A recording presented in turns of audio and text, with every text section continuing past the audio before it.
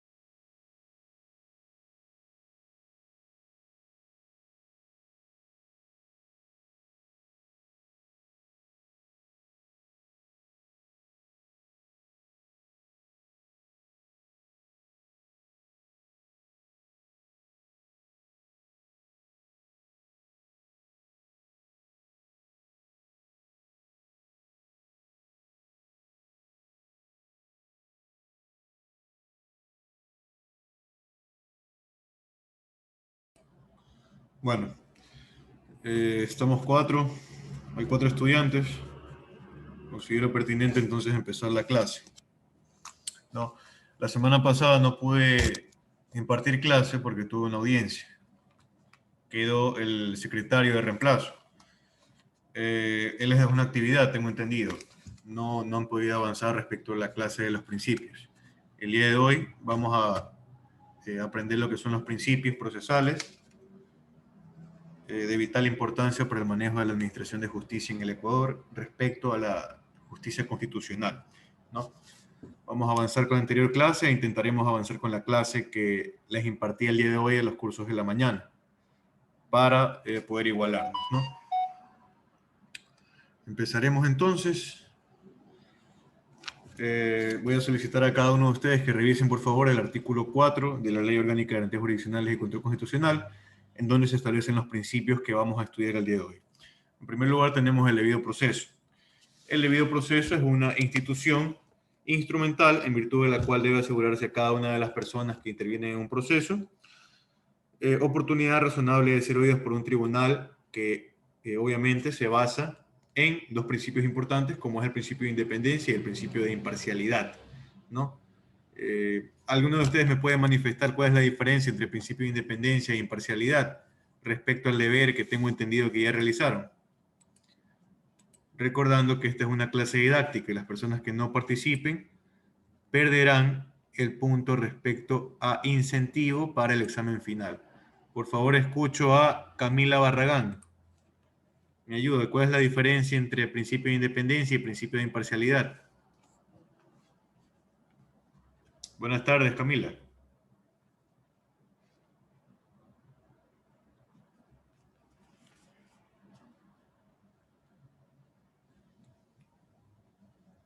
Bueno, Stephanie Ramos, por favor.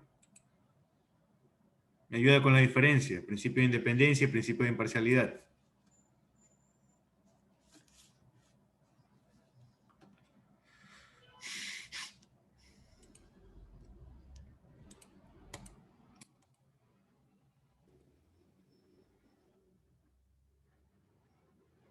Angie Cabañaro. Sí, se me escucha bien. Ya, la imparcialidad, que todos los ciudadanos somos iguales ante la ley, y la independencia, no sé, que los jueces deben ser imparciales. Referente a la parte del manejo de la administración de justicia, hablamos entonces de imparcialidad, el hecho de que no exista ningún tipo de influencia, ya sea de amistad, compadrazgo, entre otros, ¿no? Eso es la imparcialidad. Y respecto a la independencia, que no debe existir en la administración de justicia ningún tipo de influencia política, ningún tipo de influencia externa, ¿no? Que la función judicial se encuentra totalmente separada de las demás funciones del Estado. Además, obviamente, de ningún cobro de dádivas ni de ninguna circunstancia para influir en el manejo de la administración de justicia.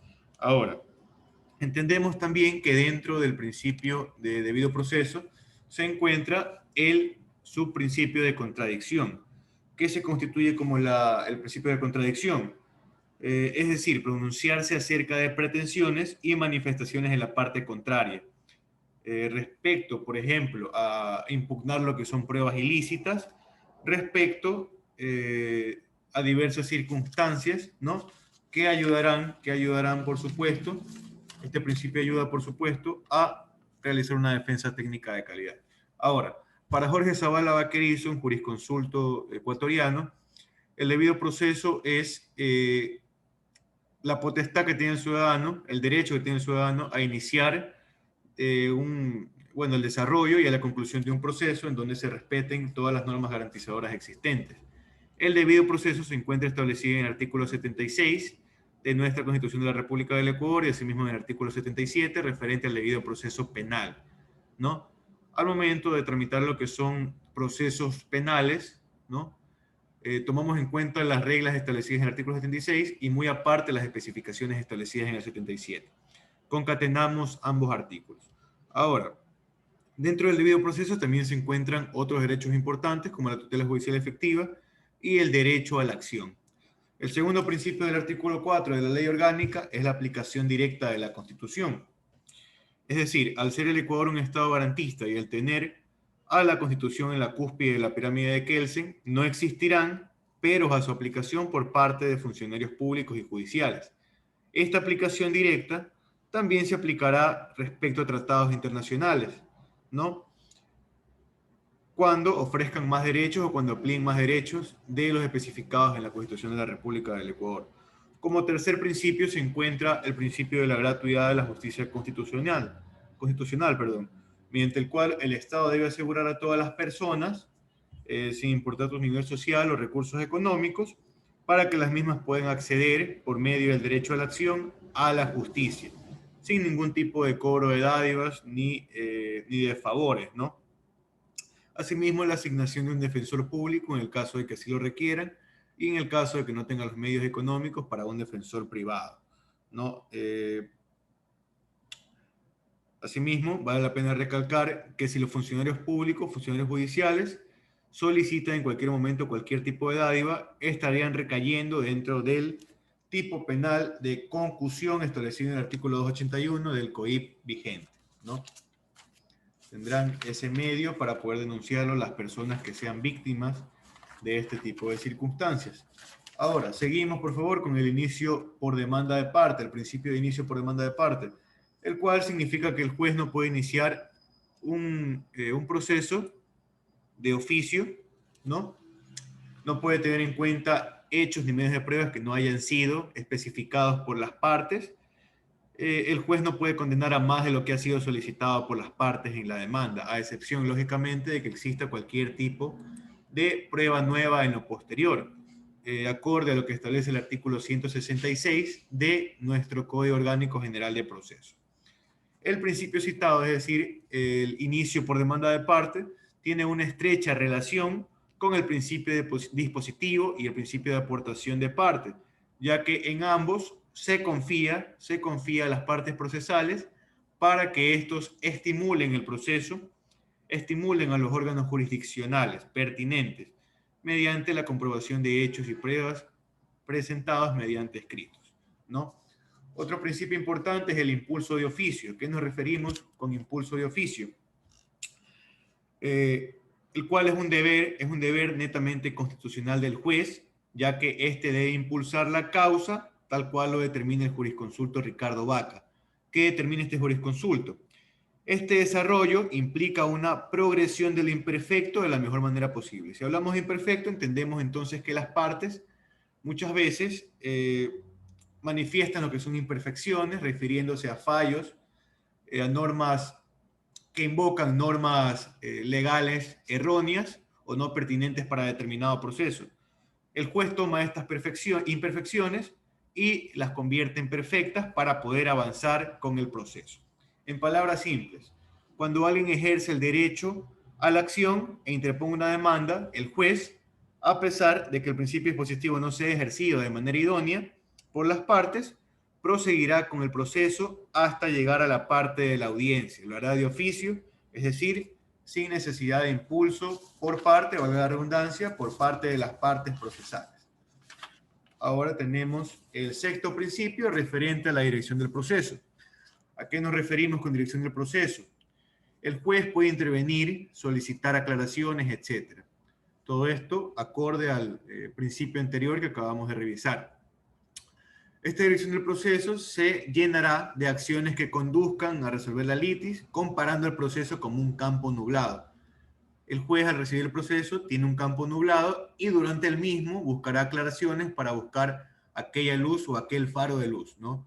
Tenemos esa idea y esa analogía para entender este determinado proceso, este determinado principio, perdón.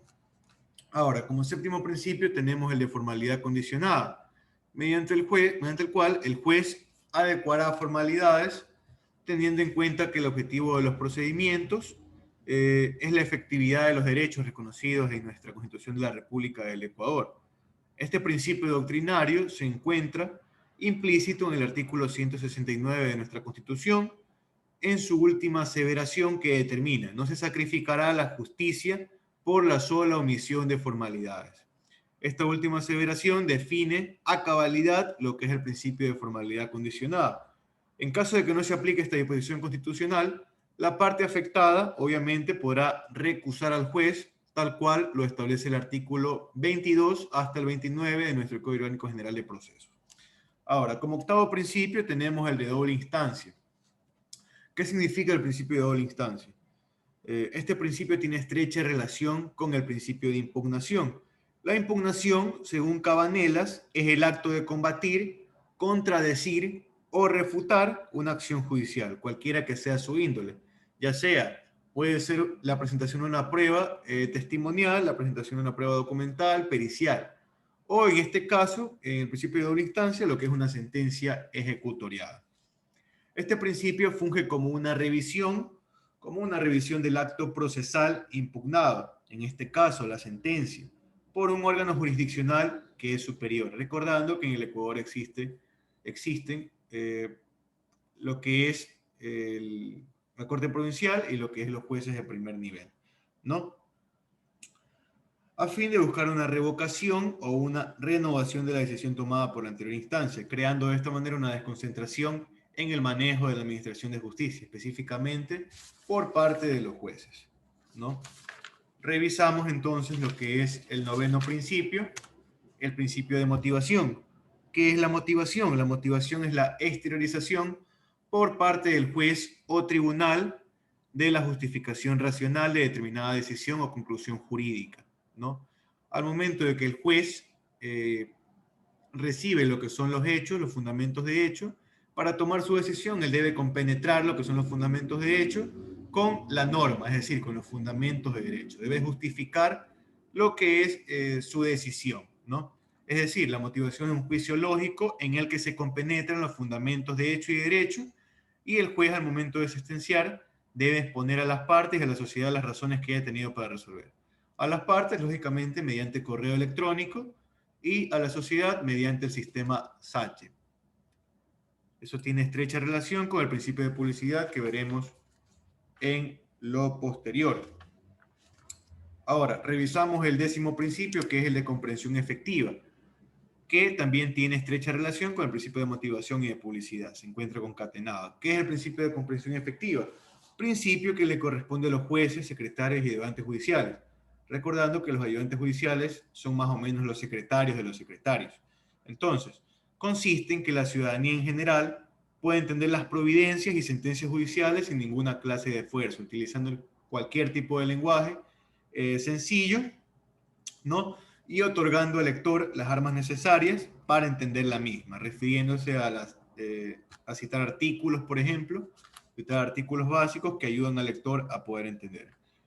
En las palabras específicas o en la definición establecida en la norma respecto a este principio de comprensión efectiva, citamos el artículo 4, numeral 10 de la Ley Orgánica de Garantías Jurisdiccionales y Control Constitucional, que determina que el juez deberá redactar sus sentencias de forma clara, concreta, inteligible, asequible y sintética, ¿no? Esa es la definición que ofrece la norma para este principio.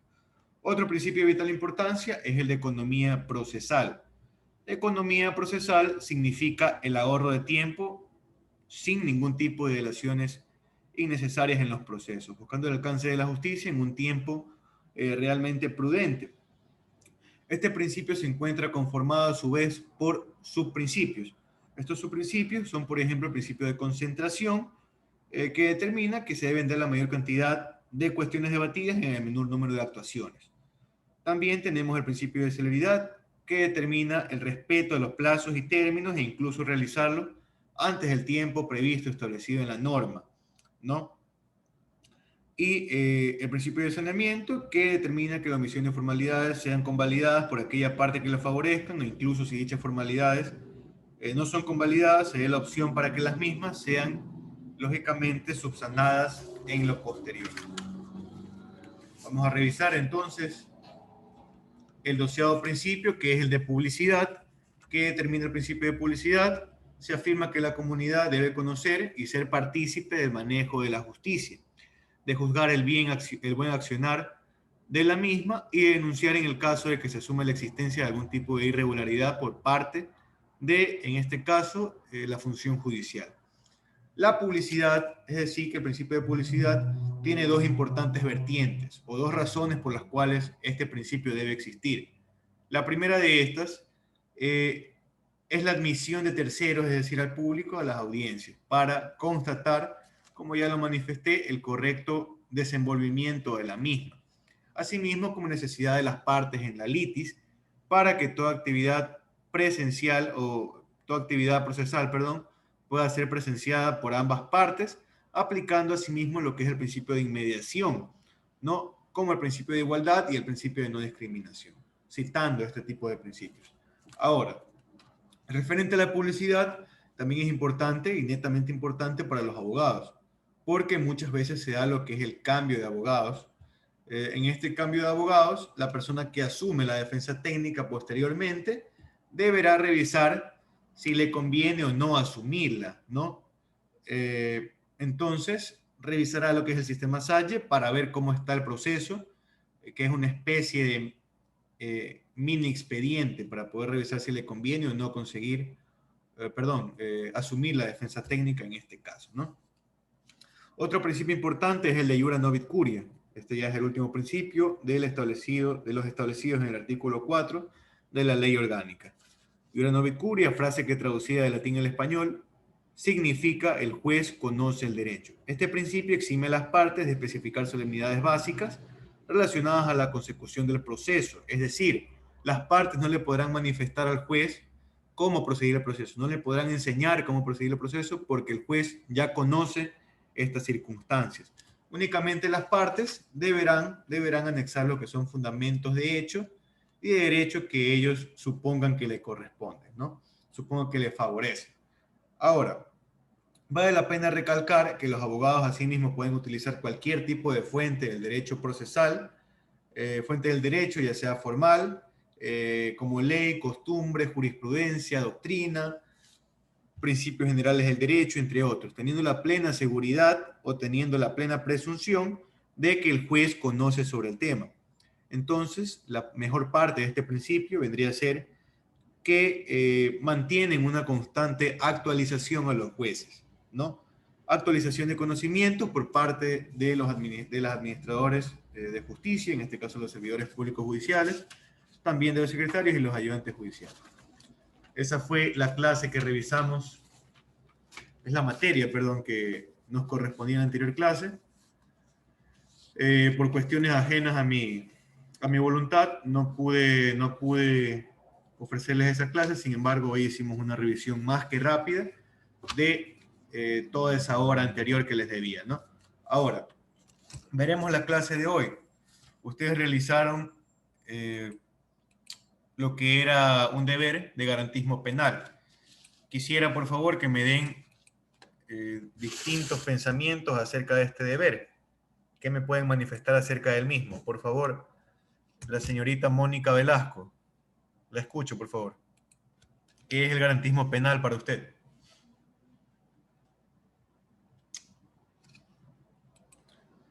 Mónica Velasco. Sí, doctor. ¿Cómo está, Mónica? Un placer saludarla. Cuénteme, ¿qué opina sobre el garantismo penal?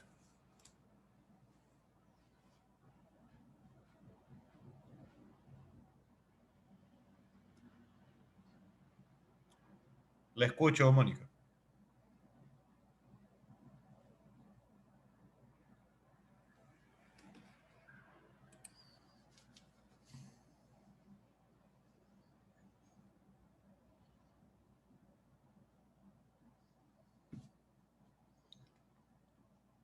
Sí, por favor, me comenta si no conoce el tema, hágamelo saber. No sé si tuvo algún problema con el deber, si no lo entendió. Lo importante es no quedarse callado, ¿no? Esta es una clase didáctica. Por favor, Karen Segura Reyes.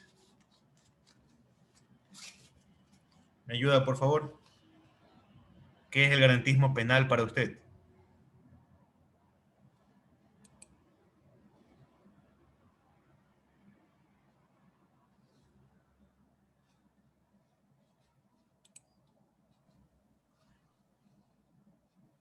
Jessica Doctor, Wilke. ¿podría yo responder?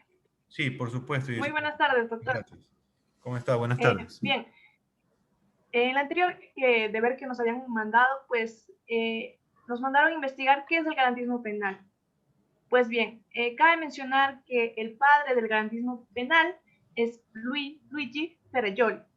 Pues bien, el garantismo, en efecto, significa precisamente lo que vendría a ser la tutela de aquellos valores o derechos fundamentales cuya satisfacción aún se da en contra de los intereses de la mayoría.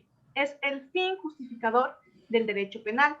La inhumanidad de los ciudadanos contra la arbitrariedad de las prohibiciones y de los castigos, la defensa de los débiles mediante reglas de juegos, en este caso, igual para todos.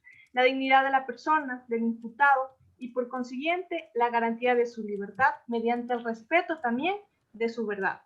Es precisamente la garantía de estos derechos fundamentales la que hace aceptable para todos, incluida la minoría de los reos, los imputados, etcétera, el derecho penal y también al mismo principio mayoritario. Eso vendría a ser, de lo que investigué, el garantismo penal. Excelente, Jessica. Muchas gracias por su intervención. Perdón, doctor, disculpe, estoy conectada desde el celular y tengo mal los datos. Ah, listo, Mónica. Yo lo que yo Cuéntame. consulté sobre el garantismo penal tenía más información sobre lo que hablaba Ferrajoli. Ajá. Entonces, algo muy importante, lo que se me quedó a mí era que trata de la tutela sobre los valores, los derechos fundamentales y trata de defender, como decir, a los más débiles. Trata de que sea algo justo, equitativo, que haya una arbitrariedad, porque existían castigos, existían muchas cosas que no era justo para todos, sino para el que más fuerte tiene, se podría decir. Excelente. Muchas gracias, Mónica, por tu intervención. Gracias, doctor. Disculpe. Los problemas del celular son cosas que pasan, a mí también me ha pasado. De todas maneras, gracias por tu intervención. Ahora, revisemos entonces en base a esta retroalimentación lo que es la teoría del delito para posterior avanzar con el tema del garantismo. Para entender la teoría del delito, en visión o respecto al COIP, es necesario mencionar que esta normativa se encuentra conformada por 3 libros. En primer lugar, lo que es la parte o el libro sustantivo referente a los tipos penales. Posterior a esto tenemos el segundo libro referente a la parte objetiva o distintos tipos de procedimientos ajenos al procedimiento ordinario, como puede ser, por ejemplo, el procedimiento abreviado, el procedimiento expedito, el procedimiento directo, entre otros, ¿no? El tercer libro referente a la ejecución de las penas, donde se establecen preponderantemente lo que son el régimen semiabierto, el régimen abierto. Son cuestiones que se establecen en este libro. El conocido jurista argentino Eugenio Raúl Zaffaroni afirma que la expresión derecho penal tiene 3 acepciones importantes. Lo que es la acepción referente a la parte punitiva o el poder punitivo, la segunda parte, lo que es el derecho penal como ley penal, y la tercera parte, el derecho penal como dogmática penal. Derecho penal como poder punitivo del Estado. Como antecedente fundamental para este punto está la Revolución Francesa, ya que con esta se da el nacimiento de las repúblicas como forma de organización de los individuos en sociedad, ¿no? Con principios democráticos como son la soberanía del pueblo, la representación popular y la independencia de poderes, lo que en nuestro país se conoce actualmente como funciones, ¿no? Los ideales democráticos y republicanos de las revoluciones, ya sea francés o ya sea norteamericana, en los años 1789 y 1776 respectivamente, produjeron un origen contractualista en la sociedad, el contrato social, por el cual los ciudadanos libres, cansados de vivir en un continuo estado de guerra y de gozar una libertad que les era inútil en la incertidumbre del peligro, ¿no? En la incertidumbre de conservar dicha falsa libertad, sacrificaron una parte de ella para gozar la restante en una tranquilidad absoluta, ¿no? Según Hobbes, la causa final, fin o designio de los hombres, que naturalmente aman la libertad y el dominio sobre los demás, era introducir una restricción sobre sí mismos, era el cuidado de su propia conservación y por añadidura el logro de una vida más armónica. Es decir, que el fin del Estado, el fin del derecho penal, es la seguridad de quienes lo integran, de quienes firman aquel imaginario contrato social. El poder de castigar de los estados nace entonces como una necesidad de garantizar la convivencia entre los ciudadanos que han suscrito el contrato social, ¿no? Como segundo punto, segunda acepción, segunda vertiente de lo que es el derecho penal, tenemos el derecho penal como ley penal. Es decir, es la norma dictada por el legislador en la que se describe la conducta punible. El derecho penal se va a regir en base a la tipicidad, en base a los tipos penales establecidos en la norma. Ahora, como tercer vertiente tenemos el derecho penal como dogmática penal o derecho penal propiamente dicho. ¿Qué determina esta vertiente? Según Zaffaroni, el legislador al dictar la ley penal hace la criminalización primaria, es decir, desarrolla un programa penal en abstracto. Posterior a esto, quien lo lleva a cabo es el cuerpo policial, la policía, quienes se harán cargo de realizar ese programa, llegando entonces a la criminalización secundaria, ¿no? De la forma en que la policía haga su trabajo, es lo que nos lleva a formular la tercera acepción del derecho penal, ¿no? Referente a que la policía utiliza las normas plasmadas en nuestro Código Orgánico Integral Penal, sin embargo, mayoritariamente la ejerce con la regla del mínimo esfuerzo, ¿no? Es decir, utilizando la coerción estatal en base a estereotipos. en base a estereotipos, continuando aún con la teoría del delincuente nato de hace aproximadamente un siglo atrás, en pleno siglo XXI, ¿no? Posterior a esto tenemos que en las cárceles, preponderantemente, los presos tienen las mismas características fisiológicas y de los mismos sectores geográficos, ¿no? Esa es la regla lo que provoca la regla del mínimo esfuerzo. Entonces la conclusión es que quien hace efectivo el poder punitivo del Estado, es decir, la policía, selecciona a los clientes del sistema penal en función del estereotipo y en función de su ubicación geográfica. Con esto lo que quiere decir el autor es que si bien todo el ejercicio del poder punitivo del Estado es irracional, el derecho penal debe servir para evaluar los grados de irracionalidad, ¿no?, del poder punitivo y dejar pasar solo lo menos irracional. Esta es la finalidad más importante del derecho penal, la de limitar el ejercicio del poder punitivo del Estado. Ahora, tal cual ustedes me lo comentaron, Luigi Ferraioli ha sido un estudioso respecto al garantismo, ¿no? Por una de sus grandes obras, lo que es la obra Derecho y Razón, él ha logrado formular lo que son distintos axiomas o principios. Estos axiomas son importantes ya que ante la ausencia de uno de estos presupuestos no es legítima la imposición de la pena. Proseguimos entonces, nos quedan 8 minutos. Para completar la hora y poder igualarnos, voy a solicitarles que se conecten enseguida, por favor, a este link, apenas se acabe o apenas expire la reunión en 8 minutos, ¿no? Para poder culminar. Ahora, veremos entonces lo que son los axiomas del garantismo. Los axiomas del garantismo en el libro Derecho y Razón respecto a la teoría del garantismo penal. Tenemos en primer lugar lo que es el axioma no hay delito sin ley, que tiene implícito el principio de retributividad, ¿no? Adecuaremos entonces la Constitución respecto a este principio. Específicamente en su artículo 76, numeral 3, que determina lo siguiente. El debido proceso incluye las siguientes garantías básicas. Nadie podrá ser sancionado por un acto u omisión que no esté tipificado en la ley como infracción penal.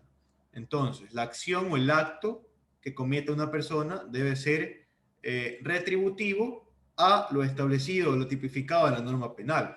Asimismo, tenemos en estrecha relación lo que es el segundo principio de legalidad, referente al axioma no hay delito sin ley. Es decir, aparte de establecerse lo que es la retributividad, respecto a que las personas deben adecuar su comportamiento a los tipos penales establecidos, muy aparte de esto, debe existir la legalidad, es decir, la tipificación que conllevará una pena. No se podrán establecer, o los jueces no podrán establecer penas arbitrarias, sino las establecidas en el COIP, en cada tipo penal, referente a cada conducta, ¿no? Ahora, como tercer principio, tenemos el de necesidad, referente al axioma no hay ley sin necesidad, que adecuándolo a la Constitución de la República del Ecuador, nos determina en su artículo 76, numeral 6, que el debido proceso incluye las siguientes garantías básicas. La ley establecerá la debida proporcionalidad entre las infracciones y sanciones penales, ¿no? Es decir, será diferente, por supuesto, la necesidad que existe de reprochar una conducta de otra, ¿no? Pongo un ejemplo. Será diferente la pena de aquella persona que adquiere un arma ilegalmente para fines de protección, que recaerá, lógicamente, en el artículo 360 de nuestro Código Orgánico Integral Penal, referente a la tenencia ilegal y porte de armas, ¿no? Tenencia y porte ilegal de armas, con pena de 1 a 3 años. Entonces, si hablamos de esto y lo comparamos con el tipo penal referente a tráfico ilícito de armas de fuego, armas químicas, nucleares y biológicas, con pena privativa de libertad de 5 a 7 años, determinamos que el principio de necesidad nombrará como más reprochable y necesario atacar aquella conducta que pueda afectar a la ciudadanía en general, en este caso el tráfico, que en comparación con aquel delito que pueda afectar únicamente delitos individuales, ¿no? Como por ejemplo lo que es la tenencia de armas. Una persona que tiene arma puede realizar 2, 3 asesinatos. Sin embargo, una persona que trafique armas a más de 20 personas, cada una de esas personas puede generar 2 o 3 asesinatos.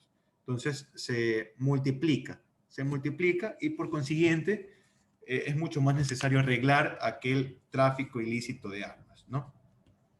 Asimismo, en base a este principio se plasma el artículo 195 de la Constitución de la República del Ecuador, referente a que la Fiscalía podrá dirigir la investigación preprocesal o procesal penal durante el proceso. Durante el proceso ejercerá la acción pública con sujeción a los principios de oportunidad y mínima intervención penal. Proseguimos con el principio de lesividad. En pro del tiempo no puedo explicarles correctamente todo lo que quisiera, sin embargo, vamos avanzando. El principio de lesividad, que se encuentra en el axioma no hay necesidad sin daño.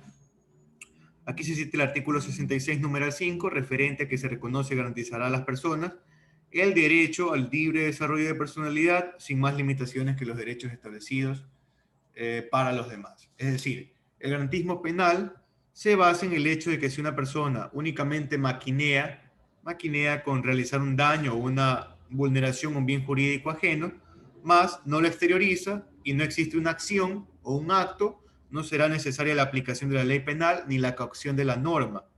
Como quinto principio tenemos el principio de materialidad que se plasma en el axioma no hay daño sin acción.